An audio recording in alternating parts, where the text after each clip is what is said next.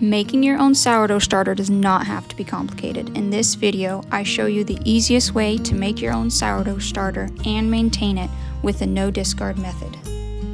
Day 1, we're going to start with a culture.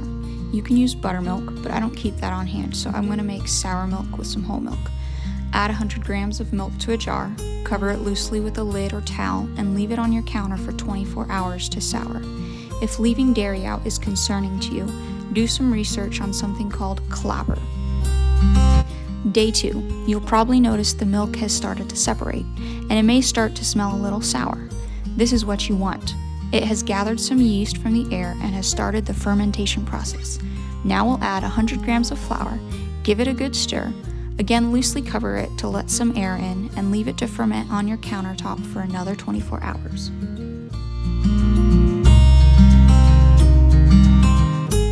Day 3. For the next several days, all you have to do is to stir it once or twice a day until it gets big bubbles. You may see a few small ones forming on day 3 or 4, but we want the nice big ones. Yeast likes warmth in order to grow. If you are doing this during the colder months, try to move your starter to a warm place when you stir it. You can place it near the stove while you're cooking, on the dryer when it's running, or even on a windowsill where the sun is shining through. This isn't necessary during the warmer months, but it can help quicken the growth during the winter months. Day 4. Most likely, not much is happening still. I can see a few small bubbles starting to form, but the yeast is not very strong yet. I'm still holding out for the big ones, so for today, I'm going to continue the process of stirring, covering it loosely, and letting the yeast do its job.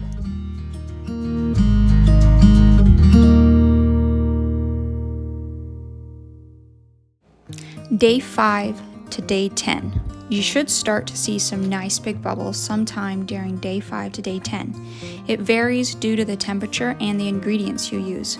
So if you don't see bubbles on day 5, be patient and keep stirring. They will come eventually, I promise. Mine was nice and bubbly by day 5. However, I wasn't expecting it to be ready by then. Days 5 to 7 were very busy days for me, and I didn't have time to bake anything. So although my starter was ready, I was not ready, so I put it off for a couple days. I just kept stirring it every day, and the starter kept maturing until I was ready. If by day 5 your starter is nice and bubbly, I recommend doing a feeding or a maintenance cycle just to get your starter nice and strong and to get into the swing of taking care of it. This will also help you time your recipe better. A simple sourdough recipe takes at least 6 to 8 hours in the warm months, and anywhere from 8 to 12 hours in colder months from start to finish. That's a full day's length, so it's good to be able to plan and time it so that it fits into your schedule. On day 8, I started my first maintenance cycle. This is not an official sourdough term. It's just what I call taking care of my starter. I don't feed my starter every day because I don't want it to grow too large and get out of hand. Then I would have to discard some. So instead, I use a maintenance cycle where it cycles through getting fed, fermenting on the counter, resting in the fridge for however many days until I'm ready to use it. Then I take it straight from the fridge and use it in a recipe. The cycle begins again with me feeding it after I use it. To feed my starter, I use 100 grams of flour and 100 grams of water. I stir it, and I put it out on my counter to ferment for 4 to 6 hours. It would be more like 6 to 8 hours if it was winter time.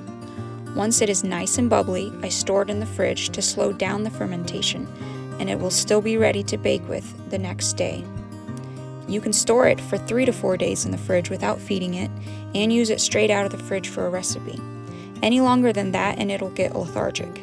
It won't die, but you'll need to feed it and let it ferment again before you use it in a recipe, just so that you can get the best results.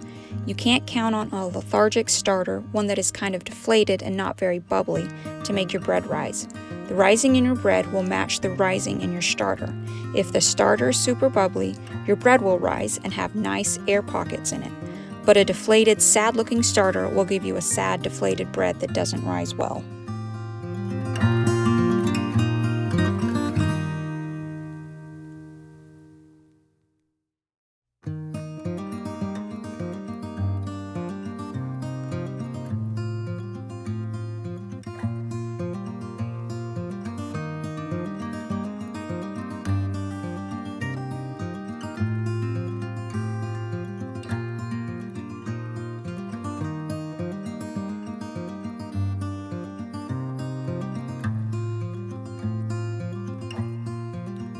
just wanted to compare my new starter with my more mature one for you.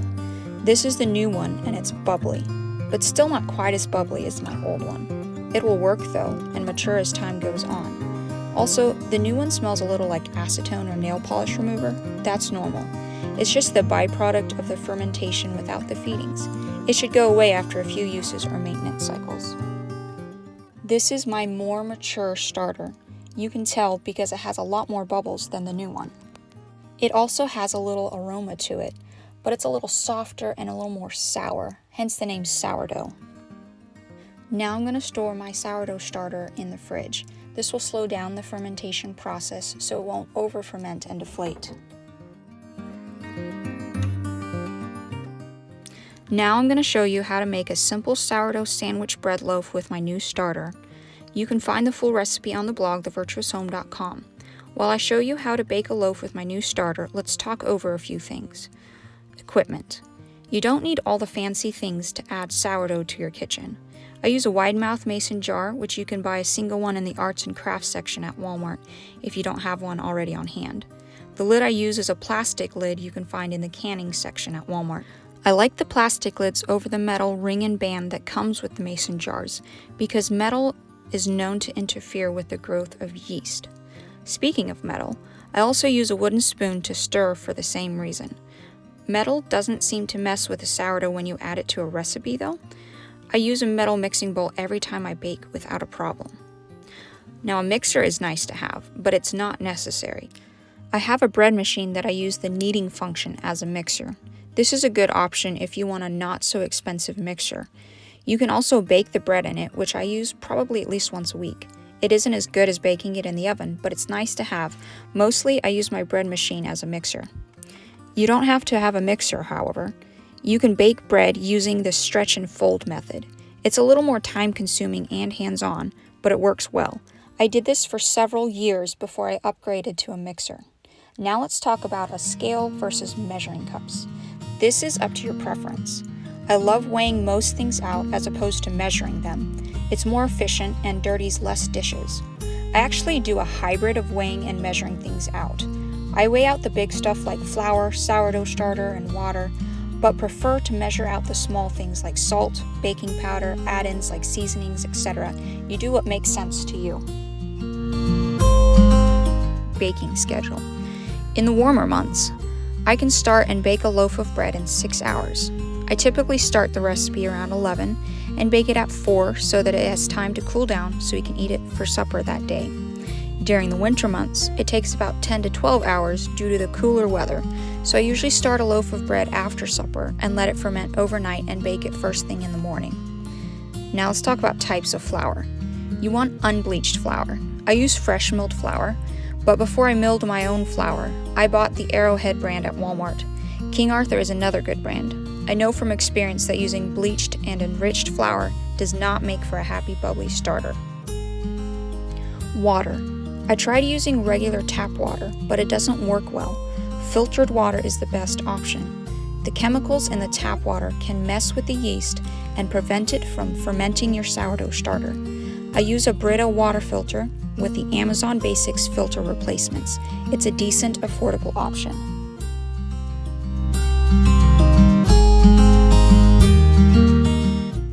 And there you have it. That is how you make, keep, and bake with a no-discard sourdough starter. If you found this sourdough start guide helpful, please subscribe or give this video a thumbs up. Thanks for watching, and I'll see you next time with more simple sourdough recipes.